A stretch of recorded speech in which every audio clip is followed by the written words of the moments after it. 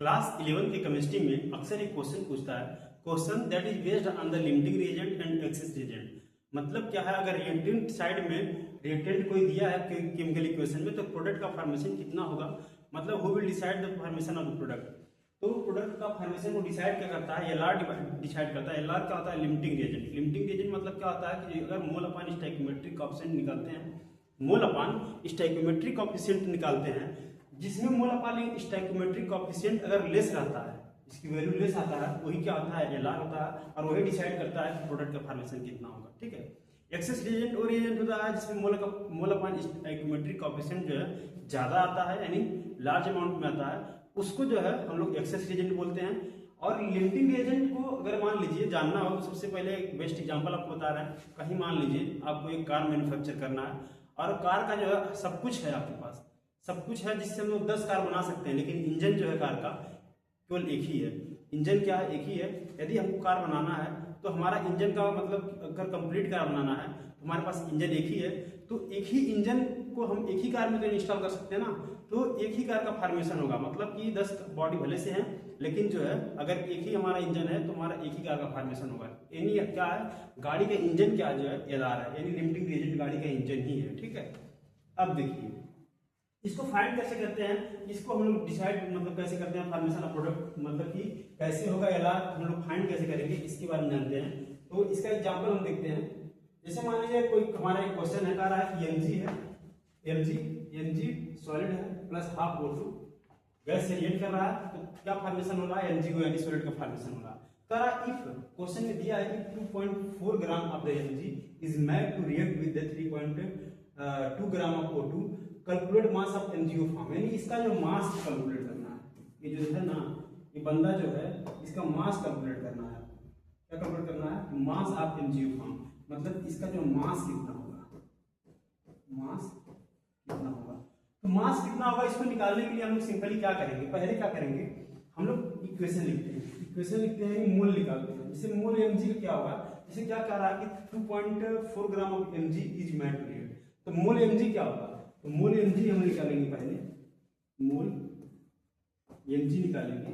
तो mole MG क्या होगा, मोल एमजी इक्वल टू क्या होगा, आपको मोल के बारे में पता होता है कि मोल जो होता है, मोल आपका होता है जो वो weight upon given weight, weight क्या है 2.4 है, वेट अपॉन मोलर मास होता है 2.4 अपॉन 24, यानी मोलर मास जो होता है एमजी का 24 होता है, वायरस का एटॉमिक नंबर होता है। ठीक है। एटॉमिक मास कितना होता है, 24 होता है, तो ये कितना आ जाएगा, 0.1 आ जाएगा।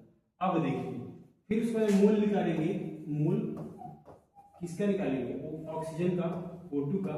तो ऑक्सीजन का आपका वेट कितना दिया है, वेट गिवन वेट क्या है 3.2 है, 3.2 वेट दिया है। इसका मोलर मास कितना होता है ऑक्सीजन का 16 होता है, लेकिन O2 यानी डायटोमिक मॉलिक्यूल पूछ रहा है, तो इसका जो है 16 दूनी 32, यानी 32 इसका आ गया 32। तो हम इसको कट करेंगे तो 0.1 आएगा, यानी इसका भी मोल जो है 0.1 आया, इसका भी मोल 0.1 आया। अब नेक्स्ट हमारा स्टेप क्या है, हम लोग निकालेंगे मोल अपान स्टोइकियोमेट्रिक कोएफिशिएंट, मतलब एलआर फाइंड करने के लिए, लिमिटिंग रिएजेंट फाइंड करने के लिए मोल अपान स्टोइकियोमेट्रिक कोएफिशिएंट निकालेंगे। तो पहले इक्वेशन लिख लेते हैं, mg plus half O2, formation क्या हो रहा है, mg को सॉलिड का फॉर्मेशन हो रहा है।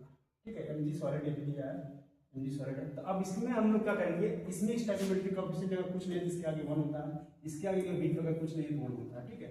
तो मोल हमारा नहीं पता चल गया था, तो मोल अपान स्टोइकियोमेट्रिक कोएफिशिएंट अगर निकालेंगे mg का, तो मोल कितना है 0.1 है, और स्टोइकियोमेट्रिक कोएफिशिएंट क्या है, इसके आगे वाला क्या लगा है 1 लगा है, तो 1 लिख देंगे। इसका क्या है, मोल क्या है, इसका भी 0.1 है, स्टोइकियोमेट्रिक कोएफिशिएंट इसके आगे क्या लगा 1/2 है।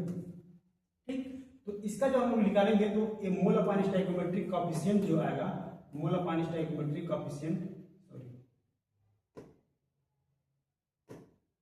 मोल अपान स्टोइकियोमेट्रिक कोएफिशिएंट इसका जो आएगा, मोल अपान स्टोइकियोमेट्रिक कोएफिशिएंट जो आएगा, इसका 0.1 ही आएगा, इसका क्या आएगा 0.2 आएगा। ये ऊपर जाके मल्टीप्लाई करेगा 0.2 हो जाएगा। मोल अपान स्टोइकियोमेट्रिक कोएफिशिएंट इसका 0.2 है। इसका मतलब क्या है, मोल अपान स्टोइकियोमेट्रिक कोएफिशिएंट किसका कम है, वही एलआर होता है, यानी लिमिटिंग रिएजेंट। इसका जो है मोल अपान स्टोइकियोमेट्रिक कोएफिशिएंट कम है, यानी एमजी का, यही क्या है, एमजी क्या होगा, एलआर होगा, यानी लिमिटिंग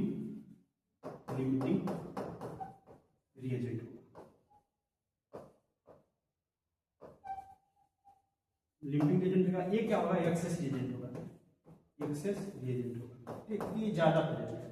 अब देखिए मोल अपॉन स्टोइकियोमेट्रिक कोएफिशिएंट जाएगा, लिमिटिंग रिएजेंट पता चल गया, मतलब यही प्रोडक्ट का फॉर्मेशन को डिसाइड करेगा। अब इसको जो हम लोग कंपेयर करेंगे स्टोइकियोमेट्री यानी मोल गुण एनालिसिस के हिसाब से, इसको हम लोग कंपेयर करेंगे इससे एमजीओ से, ठीक है। तो एमजीओ से अगर हम लोग कंपेयर करेंगे तो नेक्स्ट पेज पे कर लेते हैं,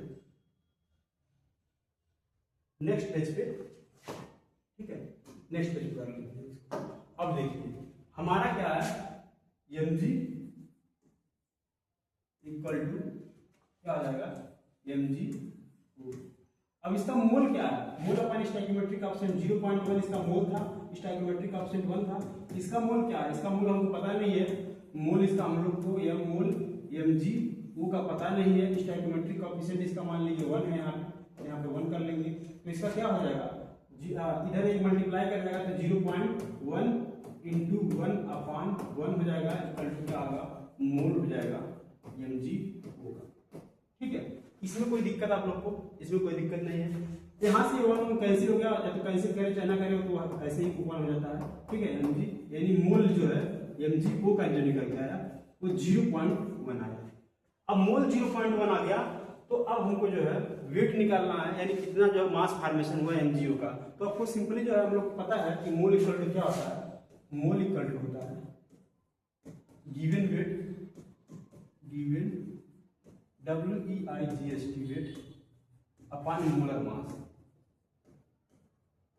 मोलर मास होता है। तो वेट अपॉन मोलर मास होता है, तो वेट हमारा क्या है, मोल हमको दिया है 0.1 दिया है, अब वेट हमको गिवन है नहीं, तो गिवन वेट, गिवन तो ये वेट है नहीं, हमको ये दिया है मोलर मास कितना दिया है, एमजीओ का मोलर मास जैसे निकालने के लिए हम लोग सिंपली कैसे निकालेंगे, एमजी के क्या होता है, एमजीओ का मोलर मास निकालेंगे तो एमजी का जो होता है 24 होता है और ऑक्सीजन का मोलर मास 16 होता है, दोनों को ऐड करेंगे, ऑक्सीजन का 16 होगा, दोनों को ऐड करेंगे तो 40 हो जाएगा, ठीक है। यानी मोलर मास एमजीओ का 40 होगा, यहाँ पे हम क्या लिखेंगे 40 लिखेंगे। अब ये जाकर उधर मल्टीप्लाई करेगा, तो मल्टीप्लाई करेगा तो होगा क्या, वेट इक्वल टू क्या होगा, WEIGST वेट इक्वल टू हो जाएगा आपका 0.1 इंटू जो है 40 हो जाएगा। तो इसको जो हम लोग क्या करेंगे 4 इसका जो है ये मल्टीप्लाई करने वाले 0.1 यानी 4 ग्राम, यानी वेट क्या आ गया आपका WEIGST जो है वेट आपका आ गया वो 4 ग्राम आ गया, ठीक है। इसी तरह हम लोग लिमिटिंग रिएजेंट फाइंड करेंगे और कोई भी मतलब जो है रिएक्शन दिया है तो प्रोडक्ट का फॉर्मेशन क्या होगा रिएक्टेंट के हिसाब से, मतलब क्या होगा कितना होगा, इसको हम लोग डिसाइड करने के लिए इसी तरह हम लोग सॉल्व करेंगे, ठीक है। बाकी हमारा वीडियो कैसा लगा आप हमें कमेंट करके जरूर बताएं, और जो है हमारे चैनल को लाइक करिए, सब्सक्राइब करिए और लोगों तक शेयर करिए।